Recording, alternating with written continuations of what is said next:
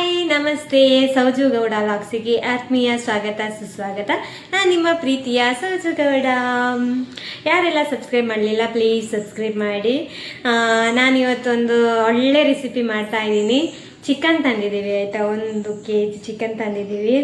ಅದನ್ನು ಇವತ್ತು ಯಾವ ಥರ ನಾನೊಂದು ಚಿಕನ್ ಸಾಂಬಾರು ಮಾಡ್ತೀನಿ ಅಂತೇಳಿ ಹೇಳ್ತೀನಿ, ಹೇಗೆ ಮಾಡ್ಬೋದು ಅಂತ ನಮ್ಮ ಸ್ಟೈಲಲ್ಲಿ ನಾನು ತೋರಿಸ್ತೀನಿ. ನನಗೆ ಒಂದು 4-5 ಬಗೆ ರೆಸಿಪಿ ಗೊತ್ತಿದೆ, ಅದರಲ್ಲೂ ಸುಕ್ಕ ಅಂತೂ ಚಂದ ಮಾಡ್ತೀನಿ.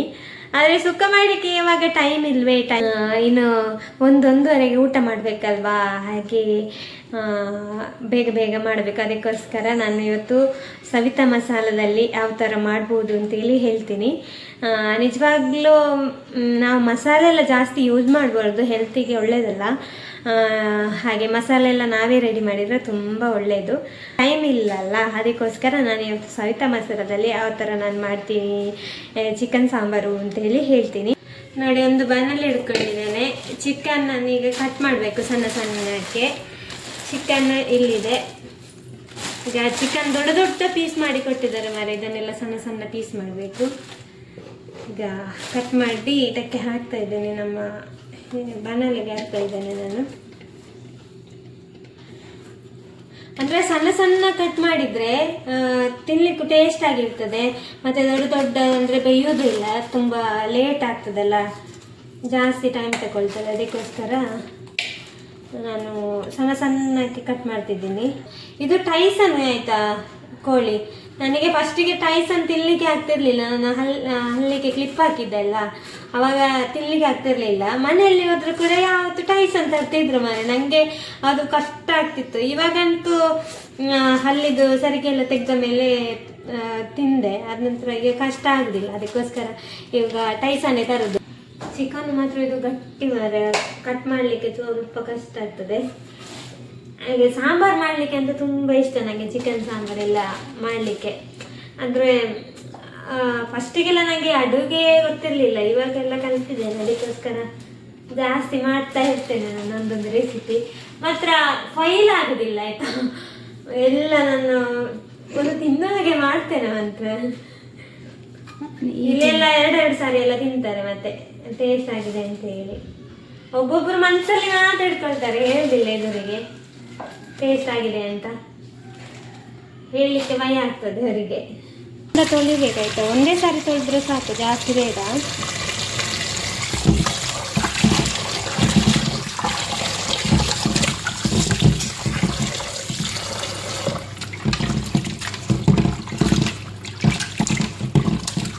ಇಲ್ಲಿ ಚಿಕನ್ ಸೆಂಟರಲ್ಲಿ ತೊಳೆದು ಕೊಡ್ತಾರೆ, ಆದರೆ ನಾವು ಕ್ಲೀನ್ ಮಾಡಬೇಕಲ್ಲ ಒಮ್ಮೆ. ಅದಕ್ಕೋಸ್ಕರ ನಾನೊಂದು ಕ್ಲೀನ್ ಮಾಡ್ತಾ ಇದ್ದೇನೆ. ಸರಿ ಇಣಬೇಕು ಸಾಂಬಾರು ಮಾಡುವಾಗ. ಸಾಮಗ್ರಿಗಳು: ಸವಿತಾ ಮಸಾಲೆ ಬೇಕು ನನಗೆ ನಾನು ಮಾಡುವ ರೆಸಿಪಿಗೆ, ಮತ್ತು ಇದು ಮೆಣಸು ಒಗ್ಗರಣೆ ಕೊಡಲಿಕ್ಕೆ, ಮತ್ತು ಈರುಳ್ಳಿ 1, ಬೆಳ್ಳುಳ್ಳಿ 1, ಮತ್ತು ಒಂದು 5ರಿಂದ 6ವರೆಗೆ ಕಾಯಿಮೆಣಸು, ಶುಂಠಿ, 1 ಟೊಮೆಟೊ, ರುಚಿಗೆ ತಕ್ಕಷ್ಟು ಉಪ್ಪು, ಸಾಸಿವೆ, ಎಣ್ಣೆ, ಮತ್ತು ಬೇವು ಸೊಪ್ಪು ಬೇಕು. ಇದು ನಮಗೆ ಬೇಕಾಗುವಂಥ ಸಾಮಗ್ರಿಗಳು. ಈ ಟೊಮೆಟೊ ಮತ್ತು ಕಾಯಿಮೆಣಸು ಎಲ್ಲ ಕೂಡ ವಾಶ್ ಮಾಡಿ ಇಟ್ಕೊಳ್ಬೇಕು, ಯಾಕಂದರೆ ಅದರಲ್ಲಿ ಮಣ್ಣೆಲ್ಲ ಇರ್ತದಲ್ಲ, ಹಾಗೆ. ಒಬ್ಬೊಬ್ಬರು ಅರ್ಧ ಎಲ್ಲ ಹಾಕ್ತಾರೆ. 1 ಟೊಮೆಟೊ ಹಾಕ್ತಿದ್ದೇನೆ, 1 kg ಇದೆ ಅಲ್ಲ ಮಾಂಸ, ಅದಕ್ಕೋಸ್ಕರ.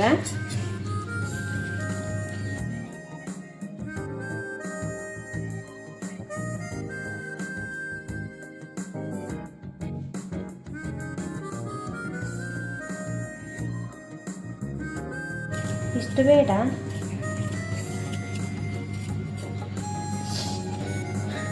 ಸಣ್ಣಕ್ಕೆ ಕಟ್ ಮಾಡ್ಕೊಳ್ಬೇಕಾಯ್ತಾ.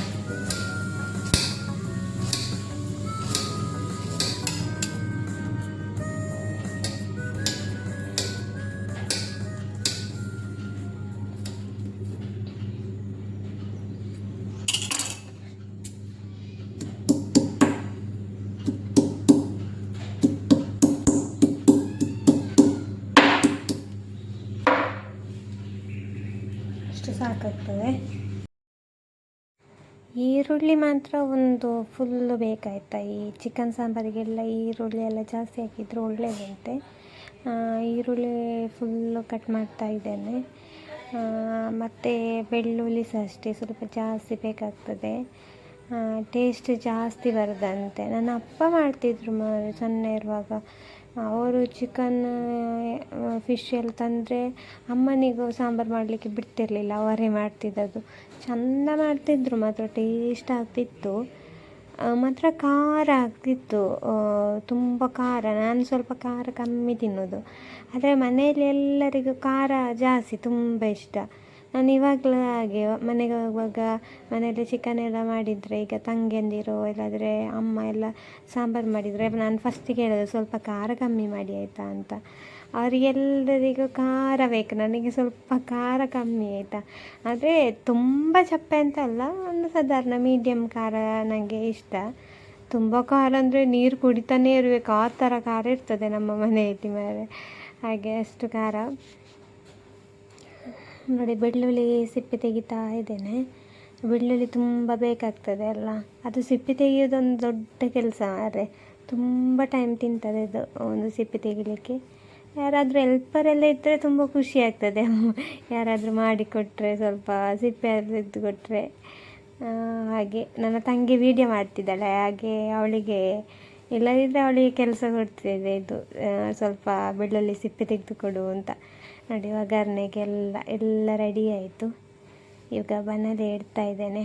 ಅದರಲ್ಲಿ ಮಾತ್ರ ನೀರು ಉಂಟಾಯ್ತಾ, ಸ್ವಲ್ಪ ನೀರೆಲ್ಲ ಆವಿ ಆಗಬೇಕು, ತುಂಬ ನೀರಿತ್ತು ಅದರಲ್ಲಿ.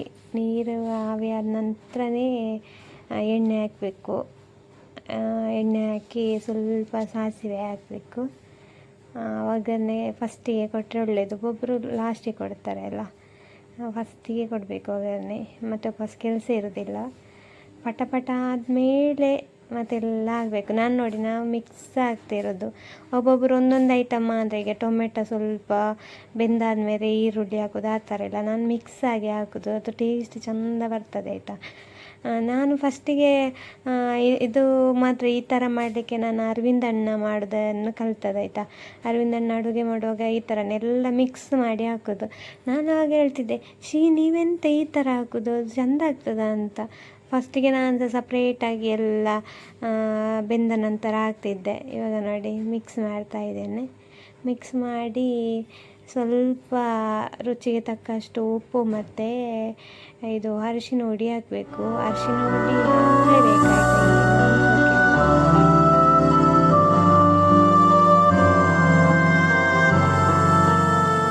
ಸವಿತಾ ಮಸಾಲೆ ಇದೆ, ಇದು ಎಷ್ಟು ಬೇಕೋ ಅಷ್ಟೇ ಹಾಕಬೇಕು. ನಾನು ಇವಾಗ ಒಂದು ಪಾತ್ರೆಗೆ ಸ್ವಲ್ಪ ಹಾಕ್ತಾ ಇದ್ದೇನೆ.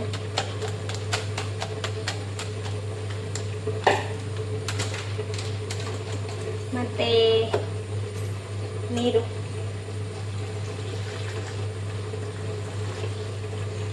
ನೀರು ಹಾಕಿ ಚೆಂದ ಮಿಕ್ಸ್ ಮಾಡಬೇಕು.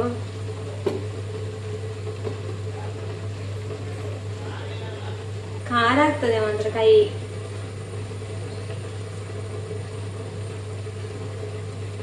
ಈಸಿಯಲ್ಲಿ ಸ್ವಲ್ಪ ಟೈಮಿಂದ ಸ್ವಲ್ಪ ಒಂದು ಅರ್ಧ ಗಂಟೆಯಲ್ಲಿ ಸಾಂಬಾರು ಮಾಡಬೇಕಾದ್ರೆ ಈ ಥರ ಮಾಡ್ಬೋದು.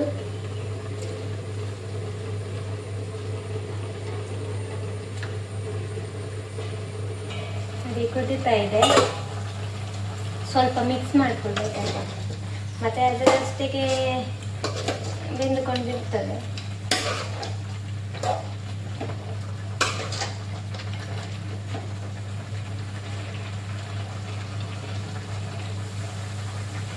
ಉಪ್ಪು ಸಾಕಾಗಿಲ್ಲ ಅಂತ ಹೇಳಿದರೆ ಮತ್ತೆ ಹಾಕ್ಬೋದು, ಏನು ಪ್ರಾಬ್ಲಮ್ ಇಲ್ಲ. ಇದು ಚಿಕನ್ ಬೆಂದಿದೆ, ಪರಿಮಳ ಬರ್ತುಂಟು, ಅದೇ ಟೇಸ್ಟ್ ಆಗಿರ್ಬೋದಲ್ಲ. ಹಾಗೆ ಮಸಾಲ ಇದೆ, ನಾನು ಮಸಾಲ ಮಾಡಿಟ್ಟಿದ್ದೇನೆ ಇಲ್ಲಿ, ಅದೀಗ ಹಾಕುವ.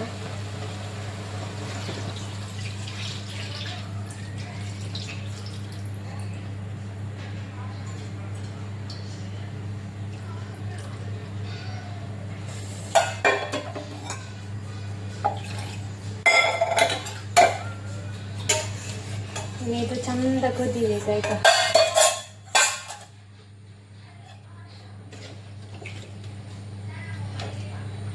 ಸಾಕಾಗಿ ಇರಲಿಕ್ಕಿಲ್ಲ ಅಂತ ತುಂಬ ಇತ್ತಲ್ಲ ಚಿಕನ್, ಸ್ವಲ್ಪ ಹಾಕಿದ್ದೇನೆ. ಮತ್ತೆ ರುಚಿಗೆ ತಕ್ಕಷ್ಟು ಉಪ್ಪು ಹಾಕಿದರೆ ಆಯಿತು. ಉಪ್ಪು ಆಗಿದೆ ನೋಡ್ತೇನೆ.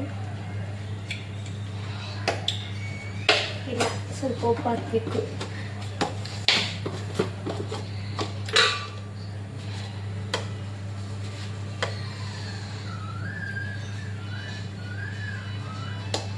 ಸ್ವಲ್ಪ ಕುದೀಲಿ, ಮತ್ತೆ ಟೇಸ್ಟ್ ಬರುವಾಗ ಗೊತ್ತಾಗ್ತದೆ. ಮತ್ತೆ ಉಪ್ಪು ಬೇಕಾದರೆ ಮತ್ತೆ ವಾಪಸ್ ಹಾಕ್ಬೋದು. ಇವಾಗ ಸ್ವಲ್ಪ ಹಾಕಿದ್ದೀನಿ.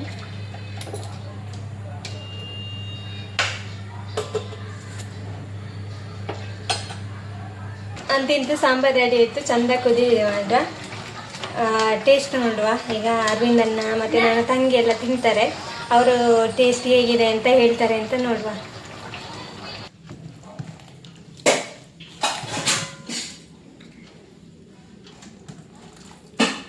ನೋಡಿ ನಮ್ಮ ಅರವಿಂದನ್ನ ಈಗ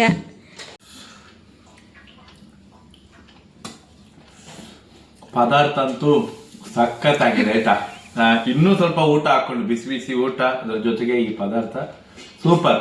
ಸೌಜನ್ಯ ಮಾಡಿದ್ರು, ಚಂದ ಮಾಡ್ತಾಳೆ, ಈಗ ನೀವು ನೋಡಿರ್ಬೋದು. ಓಕೆ, ಚಿಕನ್ ಸಾಂಬಾರು ಯಾವ ಥರ ಮಾಡೋದಂತ ನೋಡಿದ್ರಲ್ಲ, ನೀವು ಕೂಡ ಇದೇ ಥರ ಟ್ರೈ ಮಾಡಿ. ಹಾಗೆ ರಿವ್ಯೂ ಕೂಡ ನೋಡಿದ್ರಲ್ಲ, ನಮ್ಮ ಅರವಿಂದನ್ನ ಯಾವ ಥರ ಹೇಳಿದರು ಅಂತ. ನಿಜವಾಗ್ಲೂ ಸಖತ್ತಾಗಿ, ಟೇಸ್ಟಿಯಾಗಿ, ಸೂಪರಾಗಿ ಆಗಿದೆ. ಎಲ್ಲರಿಗೂ ಥ್ಯಾಂಕ್ ಯು ಸೋ ಮಚ್. ಯಾರೆಲ್ಲ ನನ್ನ ಯೂಟ್ಯೂಬ್ ಚಾನಲನ್ನು ಸಬ್ಸ್ಕ್ರೈಬ್ ಮಾಡಲಿಲ್ಲ, ಪ್ಲೀಸ್ ಸಬ್ಸ್ಕ್ರೈಬ್ ಮಾಡಿ. ಹಾಗೆ ವಿಡಿಯೋನ ಶೇರ್ ಮಾಡಿ ನಿಮ್ಮ ಎಲ್ಲ ಫ್ರೆಂಡ್ಸ್ಗಳಿಗೆ. Thank you so much. Bye bye.